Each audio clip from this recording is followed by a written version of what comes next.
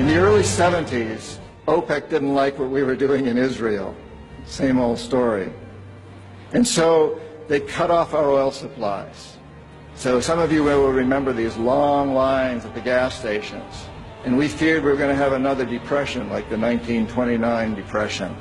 And so the U.S. Treasury Department came to me and other economic hitmen and said, listen, you know, we can't allow OPEC to blackmail us anymore. You guys got to come up with a plan so this will never happen again.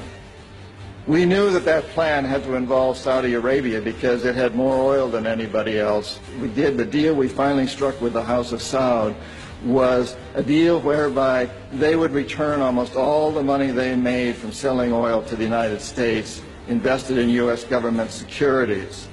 The U.S. Treasury Department would use the interest from those securities, which over the years has amounted to trillions of dollars, to hire U.S.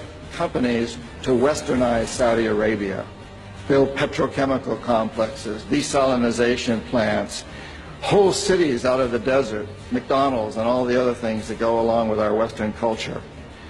The House of Saud would also agree to keep the price of oil within limits acceptable to the oil companies, possibly not acceptable to you and me, but acceptable to the oil companies. And this is very, very important. They agree that they would never, ever sell oil for anything other than U.S. dollars. It was an amazing deal, the deal of the century. It was history-making, incredibly powerful deal that we struck with Saudi Arabia. The corporatocracy looked at this as an incredible success. I had done my job. We economic hitmen did a great job with that one. So we decided that Saddam Hussein ought to accept something very similar. Now, probably a lot of you know that Saddam has been our boy for a very, very long time. You may remember Abdul Karim Qasim, who was president of Iraq in the early 60s. Qasim came up with a unique concept. He said, Iraqi oil ought to go to benefit the Iraqi people. How novel is that?